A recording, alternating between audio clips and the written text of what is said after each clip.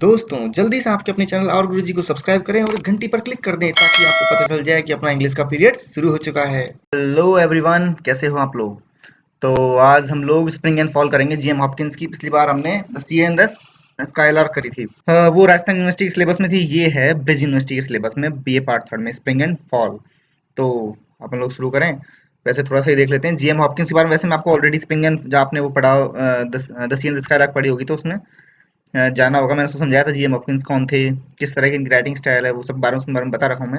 Spring मतलब इनकी जो स्टाइल थी, स्प्रंग रिदम वो मतलब वो क्या होती है, वो सब मैं एक्सप्लेन कर चुका हूँ। बेसिकली इस वाली पोएम में भी इन्होंने कुछ इनोवेशंस किए, नए नए वर्ड्स इनोवेट किए। मतलब जीएम हॉपकिंस ने कुछ ऐसे वर्ड इस्तेमाल किए हैं इस पोएम में जो जब ये पोएम लिखी गई थी तब वो एग्जिस्ट नहीं करते थे वो वर्ड। उन्होंने इस पोएम में ऐसे 3-4 वर्ड हैं जो कि इस्तेमाल किए हैं, जो मैं बताऊंगा कौन कौन से हैं। तो इनकी यहाँ पर भी एक तरह से इनोवेशन करने की स्टाइल यहाँ मतलब वो कंटिन्यू रही है। उन्होंने इधर भी काफी इनोवेशन किए हैं इसमें, और बहुत ही सिंपल थीम है वैसे ये पोएम। मतलब बहुत ही सिंपल थीम पर बेस्ड है, लाइक लाइफ एंड डेथ के ऊपर है। एक्चुअली इट्स बहुत ही रिलेटेबल थीम मान सकते हो आप, हर किसी से जुड़ी हुई है। और बहुत से लोगों ने इस पे लिखा है, इन्होंने भी इस पे लिखा, परंतु एक नए ढंग से लिखा है। मतलब जो प्रेजेंटेशन करने का तरीका है ना, कंसेप्ट को समझाने का, वो बहुत अच्छा था। तो चलिए शुरू करते हैं विदाउट वेस्टिंग टाइम। देखिए, हाँ तो Margaret are you grieving over golden grove unleaving. तो देखिए, ये बोल रहे हैं कि मार्गरेट, क्या तुम्हें दुख हो रहा है। किस चीज, ग्रीविंग मतलब दुख होना। मार्गरेट कौन है, देखो मार्गरेट एक छोटी बच्ची है इसमें। तो राइटर से बोल रहा है मार्गरेट आर यू ग्रीविंग, क्या तुम्हें दुख हो रहा है किस चीज पे, ओवर गोल्डन ग्रूव अनलीविंग। देखिए, गोल्डन मतलब सुनहरा, ग्रूव यानी पेड़, यानी सुनहरे पेड़। पेड़ सुनहरे कब हो जाते हैं, पतझड़ के मौसम में सब पत्तियां पीली पड़ जाती है ना, उसी को बोल रहा है कि गोल्डन ग्रूव अनलीविंग। अनलिविंग शब्द देखो, ये है इन्होंने इनोवेट किया, एक्टर्स इन्होंने डिजाइन किया, मतलब इन्होंने बनाया ही मान लो आप, क्योंकि ऐसा कोई शब्द था नहीं उस वक्त। आप ये मान सकते हो कि अनड्रेसिंग, जैसे ड्रेस, ड्रेस पहनना, ड्रेस उतारना, आप ड्रेस उतारते हो आप अनड्रेस होते हो। उसी तरह से ये लीव, पत्ती आना, लीविंग है अनलीविंग। उन्होंने उसको उस तरह से इस्तेमाल किया कि पत्तियां झड़ने को अनलीविंग लिख बोल रहे हैं वो। तो वो राइटर क्वेश्चन कर रहे हो बच्ची से, मार्गरेट क्या तुम्हें दुख हो रहा है कि ये जो गोल्डन ग्रूव है, मतलब ये जो सुनहरे पड़ गए हैं पेड़, जो सूखे हो गए, कि इनकी पत्तियां जो गिर रही हैं, क्या तुम्हें इन पर दुख हो रहा है इस चीज पर, इनको देख कर कि पत्तियां गिर रही हैं इनकी। Leaves like the things of man, you with your fresh thoughts care for can you. देखो, आगे बोलते हैं कि लीव्स जो पत्तियां है ना, ये इंसान की उन चीजों की तरह ही है जो हम आम जिंदगी में इस्तेमाल करते हैं, खरीदते हैं, मतलब रखते हैं अपनी लाइफ में लाते हैं। उन आम चीजों की तरह ही है ये। कैसे, क्योंकि you with your fresh thoughts care for can you, मतलब जैसे तुमने कोई नई चीज अपनी जिंदगी में लाई, तुम कुछ दिन तक, जब तक तुम्हारे दिमाग में वो ताजा है, जैसे कोई नई चीज खरीदी, फॉर एग्जाम्पल आपने कोई मतलब नए कपड़े खरीदे, जब तक वो नए नए आप बड़ी केयर करोगे, है ना, ध्यान दोगे, हाँ कुछ सही तो है ना, प्रेस व्रेस भी करोगे। बाद में पुराने हो जाएंगे तो प्रेस करना भूल जाओगे, चल रहे हैं जैसे चलने दो। नए कपड़े हैं तो फंक्शन में पहनोगे, शादी में पहनोगे, ध्यान रखोगे कब पहनना है ना। उस तरह से नई कोई गाड़ी ली है तो उसमें बड़ी केयर करोगे, हाँ कितनी अच्छी गाड़ी है भाई मेरी, बहुत नई है, कहीं खरोच भी ना लग जाए गलती से। इन सब चीजों का बड़ा ध्यान दोगे। जैसे गाड़ी पुरानी हो जाएगी, भिड़ भी जाए कहीं तो भी टेंशन नहीं इतनी। तो वैसे है कि ये जो पत्तियां है ना, ये इंसान की चीजों की तरह है, थिंग्स ऑफ मैन।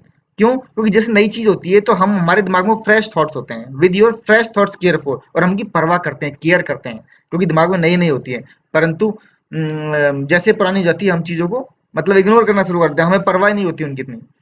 तो उन्होंने बताया कि अभी मार्गरेट तुम बच्ची हो, तुम इन पत्तियों को देखकर तुम्हें दुख हो रहा है, मतलब परंतु ये पत्तियां इंसान की चीजों की तरह ही है। तुम्हारे दिमाग में भी ताजा ताजा है, तुमने पहली बार ऐसा गौर किया है, इसलिए तुम्हें दुख हो रहा है, बाद में बड़ी हो जाओगी तो परवाह भी नहीं करोगी, वो कहना ही चाहता है।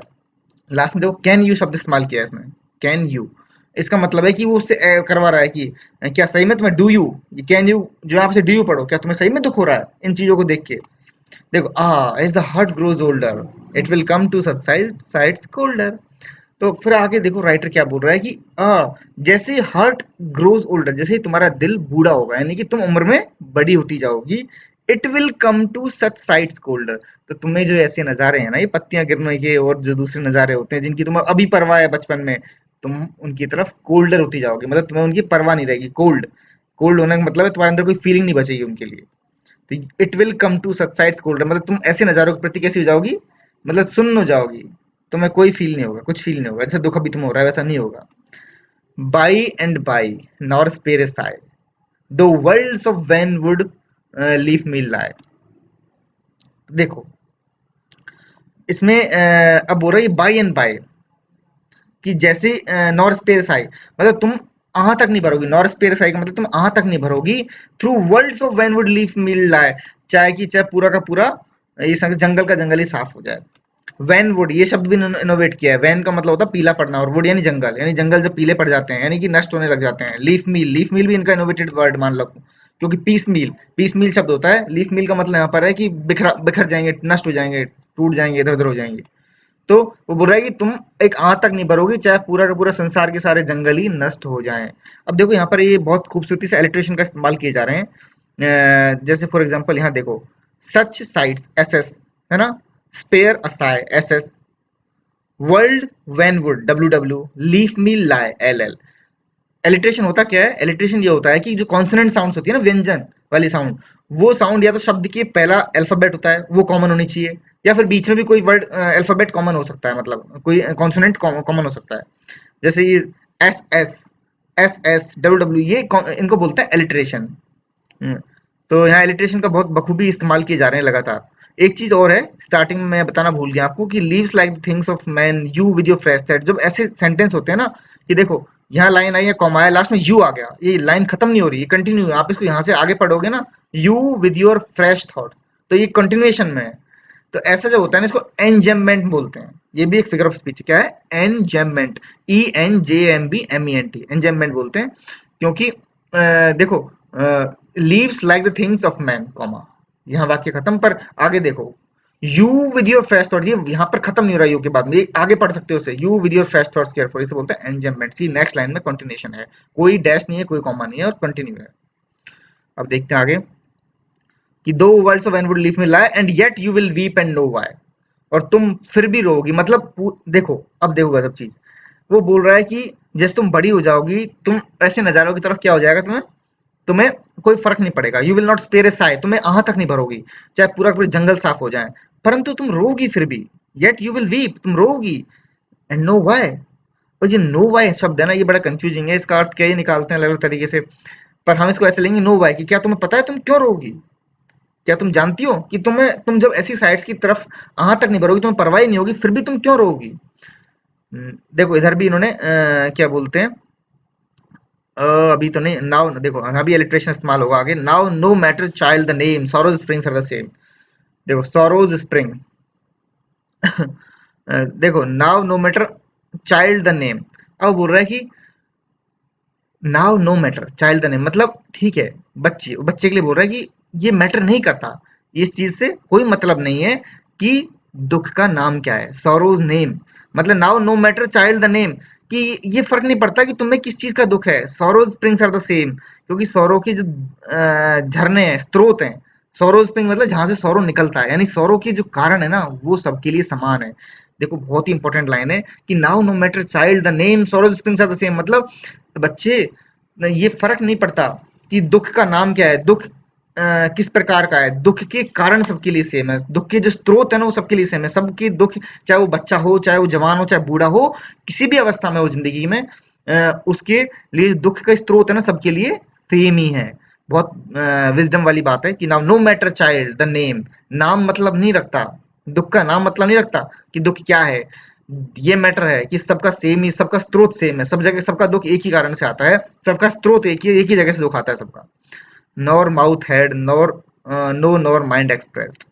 देखो बोले कि ना तो माउथ हेड, ना तो मुंह बोल पाता है, नो नॉर माइंड एक्सप्रेस, ना ही दिमाग एक्सप्रेस कर पाता है। यानी कि तुम्हें किस चीज का दुख है वो तुम्हारा मुंह बोल नहीं पाएगा, तुम्हारा दिमाग एक्सप्रेस नहीं कर पाएगा। तुम मतलब वो बता रहे हैं, जो पत्तियों को तुम देख के जो दुखी मना रही हो, तुम एक्सप्रेस नहीं कर पा रही होगी कि ये दुख क्या है, किस चीज का दुख है ये। What heart heard of ghost gas, देखो फिर एलिट्रेशन आ गया, हार्ट और हर्ड, घोस्ट और गैस्ट, दो बार एच एच और जी जी, दो कॉन्सोनेंट, दो व्यंजन रिपीट हो रहे हैं कॉन्टिन्यूएशन में। कि what heart heard of ghost gas, मतलब तुम्हारा देखो, तुम्हारा माउथ तो बोल नहीं पाएगा, तुम्हारा दिमाग भी एक्सप्रेस नहीं कर पाएगा, परंतु तुम्हारा जो हार्ट है ना वो जानता है, वो सुन रहा है, वो जानता है। और घोस्ट गैस्ट, ये घोस्ट जो शब्द है ना, इसका मतलब यहाँ पर है तुम्हारी जो आत्मा है, तुम्हारी जो स्पिरिट है, गेस्ट, वो अंदाजा लगा लेगी, तुम्हें महसूस हो जाएगा कि तुम्हें दुख है, और कहाँ से आ रहा है वो दुख, परंतु तुम व्यक्त नहीं कर पाओगे, तुम एक्सप्रेस नहीं कर पाओगे दुख क्या है। तुम्हारा दिल महसूस करेगा, परंतु मतलब तुम चुपचाप रोने लग जाओगे किसी चीज को देख के, परंतु तुम्हें पता नहीं तुम क्यों रो रही हो। जैसे कि वो पत्तियों के कि तुम पत्तियों को गिरते हुए देख के रो रही हो, पर तुम्हें पता नहीं तुम रो क्यों रही हो, बस तुम रो रही हो। कि तुम्हारे दिल को महसूस हो रहा है कि कुछ बुरा हो रहा है, तुम्हारी आत्मा को महसूस हो रहा है, परंतु तुम्हें पता नहीं, तुम्हारा मुंह बोल नहीं पा रहा है, तुम्हारा दिमाग बोल नहीं पा रहा है। It is the blight man was born for, it is the Margaret you mourn for. देखो कितनी सुंदर लाइन है, one of the most important ये भी, कि it is the blight man was born for. ये ब्लाइट का मतलब, यहाँ पर ब्लाइट से बीमारी होती है, परंतु ब्लाइट का मतलब यहाँ पर है अंत होना, नष्ट होना, मृत्यु। कि इट इज द ब्लाइट, ये मृत्यु ही तो है जिसके लिए मैन वॉज बॉर्न फॉर, इंसान पैदा हुआ है। इंसान पैदा ही मरने के लिए होता है, तो ये मृत्यु ही तो है जिसके लिए इंसान पैदा हुआ है। And it is Margaret you mourn for, और मार्गरेट तुम इसीलिए रो रही हो। देखो एंड में जाके उसने अर्थ बताया है कि मार्गरेट, वो पहले तो सवाल कर रहा था तुम क्यों रो रही, क्या तुम्हें पता है, वो जानना चाह रहा है बच्ची से, क्या तुम्हें पता है कि तुम रो क्यों रही हो। एंड में उसने खुद उत्तर दिया है कि तुम इसलिए रो रही हो क्योंकि तुम मरने से डरती हो, क्योंकि तुम देख रही हो कि जो तुम्हें पत्तियों की परवाह नहीं है कि पत्तियां गिर रही हैं, तुम्हें, तुम उनको देख के एक्सप्रेस नहीं कर पा रही, तुम्हें दुख किस चीज का हो रहा है, बस तुम रो रही हो। परंतु एक्चुअल में देखा जाए तो तुम इसलिए रो रही हो क्योंकि तुम्हें पता है जो पैदा हुआ है वो मरेगा, और इंसान भी मरने के लिए पैदा हुआ है। तो तुम जो, it is Margaret you mourn for, तुम्हें जो दुख हो रहा है, तुम रो रही हो ना, ये मार्गेट वो इसलिए रो रही हो क्योंकि तुम्हें पता है कि मृत्यु आनी ही आनी है सबको, और तुम्हें भी आएगी एक दिन। तो तुम्हें उस मरने के डर से, उस वजह से तुम रो रही हो। देखो लाइफ एंड डेथ की कितनी जबरदस्त थी, मतलब कितनी अच्छी तरह से उसे एक्सप्रेस किया है कि एक बच्चे के थ्रू। एक बच्चा चीजों को बता नहीं पाता, एक बच्चा एक्सप्लेन नहीं कर पाता ना, परंतु राइटर ने एक बच्चे की तरीके से, बच्चा एक्सप्लेन नहीं कर पाया, परंतु उसने उस बच्चे को यूज करके एक तरह से अपनी थीम को कितनी अच्छी तरह से ढंग से एक्सप्लेन किया है। देखो ये पोएम तो हो गई कंप्लीट, इसमें एक दो चीजें और थी। जैसे कि एक शब्द था सोरोज स्प्रिंग। सोरोज स्प्रिंग्स, ये एक मेटाफर है। मेटाफर आप जानते होंगे, जब आप किसी और मतलब एक चीज को दूसरी चीज की संज्ञा देते हो, डायरेक्ट संज्ञा देते हो, मतलब उसमें उसके गुण हो, उस तरह से देते हो, तो उसे हम मानते हैं मेटाफर। देखिए एक बेसिक उदाहरण दे देता हूँ मैं आपको example.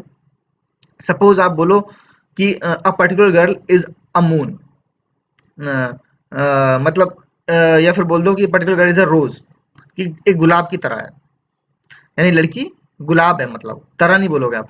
It is like a रोज, अगर कोई गर्ल लाइक ए रोज की तरह है, इसका मतलब वो सिमिली है, आप उसकी तुलना कर रहे हो कि गुलाब की जैसी है, वो तो होगी सिमिली। और आप डायरेक्ट बोलो कि जैसी नहीं, इट इज अ रोज, ये तो गुलाब ही है, तो ये हो गया मेटाफर। तो यहाँ पर ये मेटाफर है सोरोज स्प्रिंग, यानी कि दुख के झरने। जो ये झरने स्प्रिंग, ये एक्चुअली दुख, जिस तरह से झरने से पानी बहता है ना, उस तरह से यहाँ पर स्प्रिंग वर्ड इस्तेमाल किया है दुख के सोर्स के रूप में, कि दुख बह रहा है, तो ये एक मेटाफर है।